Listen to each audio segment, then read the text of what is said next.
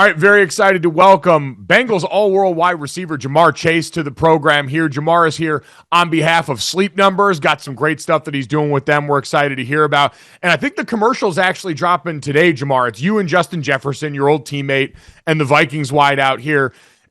Which of you is the better actor? I know you guys go back and forth about who's the better receiver, but who'd you find out is the better actor after this? I definitely don't know. You know what I'm saying? We definitely had some slip up on some scenes, so it was funny. I was going to say, we're going to get some outtakes from that. I doubt it. I doubt it. Awesome. Well, listen, all joking aside here, we're excited to hear about that. But I'd imagine for you guys, big picture, you and Justin are sort of tied together at the hip just because of being college teammates, everything you guys did together at LSU with Joe here. What's it been like for you watching his success as he's gone on to the NFL? I know he got there a year before you. Yeah, it's fun watching him, man. Since I've been knowing him so long, watching him came in from LSU, watching him grow. You know what I'm saying? So it's definitely, he took a big step, I felt like, and, from his senior year from his junior year, I seen him grow tremendously. So I definitely watched him put in the work for it. Yeah, it's interesting. I'm a former D lineman. My son's a former O lineman. So it's a little different. There's not a lot of stats involved in that. From your position, we hear like running backs or wide receivers, quarterbacks. Do you, not just Justin, because he was a friend and a former teammate, but other top receivers, do you keep an eye on what they're doing and compare it to you? I wouldn't say I keep an eye out for it. You know what I'm saying? If it's like a certain move, I might see somebody make like a certain type of route. That the way they set them up, I might, try to learn from it, take it a little bit. So to that regard, as you're getting ready for this upcoming season, you've already accomplished so much so early in your career. What are the things you're working on to try and still improve? Yeah, man, it's a whole lot of room for me to improve. Still got a lot of space to get better. I'm still young, so you know what I'm saying, still learning the offense a lot more. Just making myself more useful as possible. The one thing I've noticed, I've had the good fortune to play with and against great players and Hall of Famers. And one thing I found common in all of them is they're not satisfied where they are. What's more, what's next? So your stats have been incredible for the first 2 years, but in your mind, what's more for you to be able to do for this team? Yeah, definitely a lot. Probably have a bigger role, you know what I'm saying? Got to make more contested catches. You know what I'm saying? So there's the things that I didn't all the way have, or all the way didn't succeed in that year, you know what I'm saying? That's what I want to bring to the table this year, all of that. Listen, part of your guy's success has also been the guy throwing you the football who you've known since college, and he's got the most important calf in the Midwest right now. So how is Joe Burrow doing, and are you personally keeping tabs on his rehab? You've obviously made a lot of news saying you really want him to hold off until he's ready to come back. So how is he doing? Yeah, I still don't know exactly how he's doing. I see him in the building every here and there. He's been at practice a little bit too, so I don't never ask him how the treatment going. I'm always got him in my prayers and just make sure he's going through the right process right now. But you would rather him wait longer than shorter, right, to get back on the field just to make sure? Yeah, 100%, just to make sure he's back 100. The team really needs him. You know what I'm saying? He knows he's a special player for us, and it's not much for me to say here, but he knows. So just take his time, get back, and be 100. I'm curious, since you've known him for so long now, what's been the biggest difference you've seen between the Joe Burrow you knew and caught passes from in college and the Joe Burrow that you've got now in Cincinnati? I'll just say more of the emphasis on him being a quarterback. He knows what he wants. You know what I'm saying? I know when we were younger, we just talk about what we were seeing. You know what I'm saying? Now we talk about what we want and how we want it. I think that's the biggest key from transitioning from college to the league.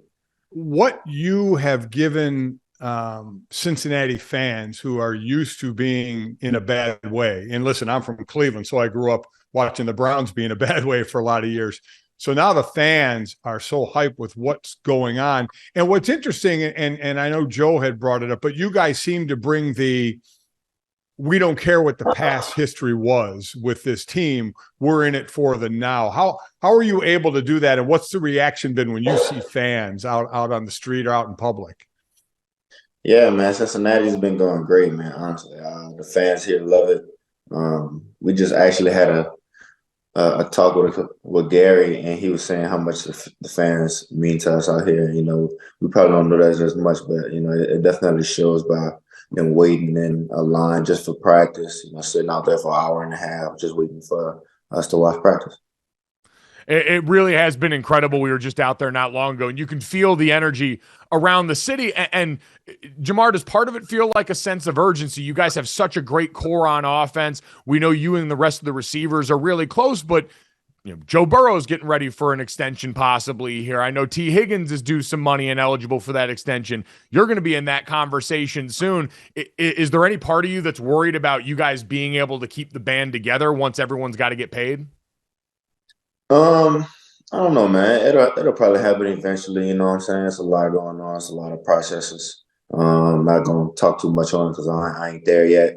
I ain't gonna talk about everybody else's process, but it's always a long process, and it's God's control. You know what I'm saying? You can only do so much.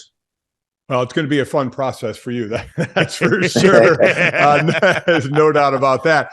How about, listen, we know what the team goal is every year, and that's to not only get to the Super Bowl, but win the Super Bowl. And you had that opportunity and experience your rookie year to at least be there. So we know that's the team goal. How about you as an individual? Do you set individual goals for yourself each year? And if so, what would they be? Yeah, I do set individual goals. I write goals down on my mirror in my bathroom every day. Not every day, but beginning of the season, just to give myself, some intake on what I want to do coming into the season. But for the main thing I know right now is just getting those 112 catches in a season. You know what I'm saying? So that's my biggest thing I want to do is just break that record that Cincinnati has.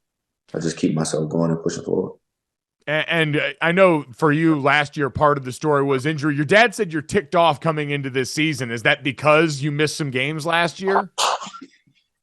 And my dad always know how to start some fire. That's what we do, Jamar. That's what we do. I know the pain. A little bit, man. Just, you know what I'm saying? Just got to show off how what I really could do still. You know what I'm saying? I was starting off so good last year. Who knows how I'd have finished. Nothing would have went down the right way. So, of course.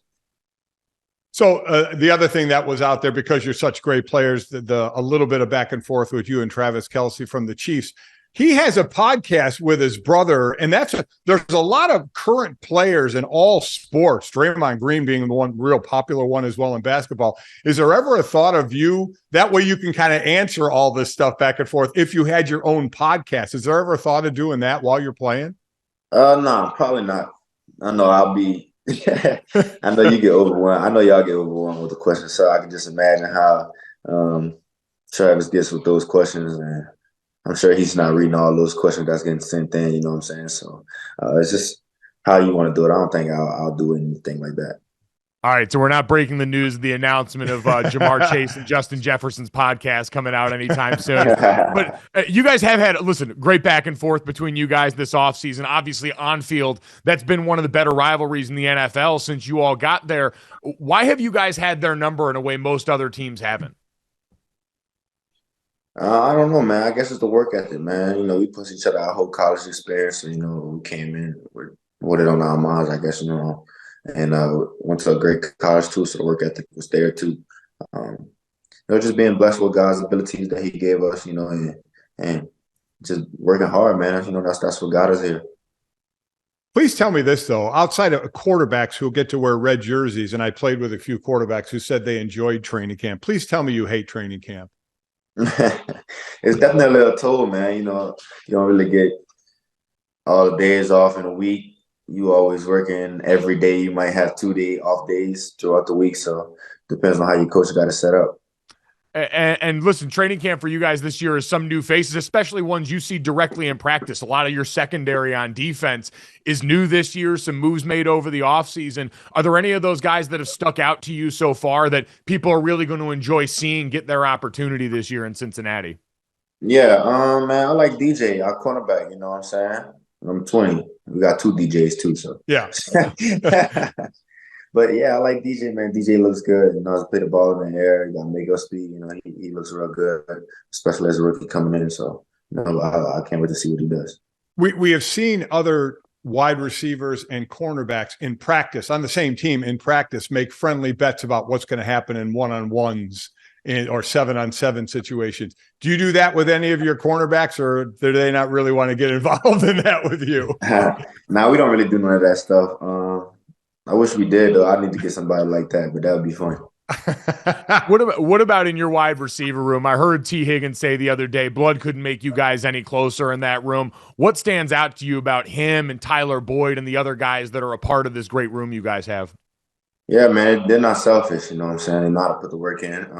That's one thing about those guys that I like. You know, with T, man, he comes in work every day ready to work. Doesn't matter what he's going through. And TB, man, he's been in the league so long that he knows how to attack the day with the same energy. So, you know what I'm saying? Guys like that, it's good to have around, you know, and good people.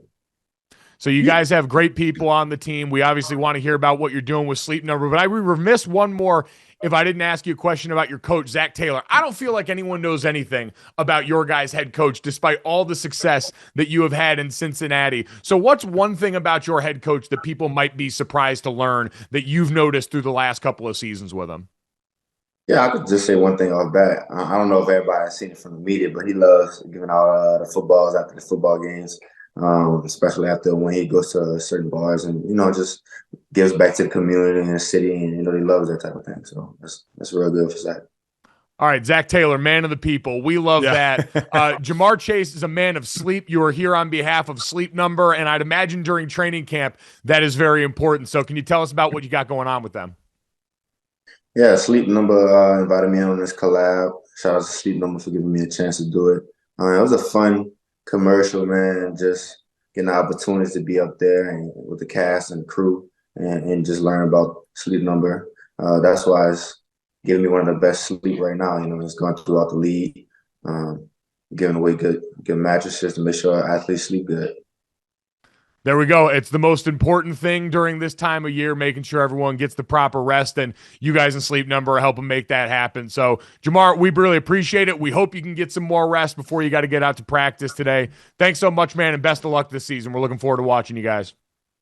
Thank you. I'm off, by the way, so I'm going right back. Good. There we go. Even better, man. Enjoy the rest. Enjoy it, man. Thanks, Ja'Marr.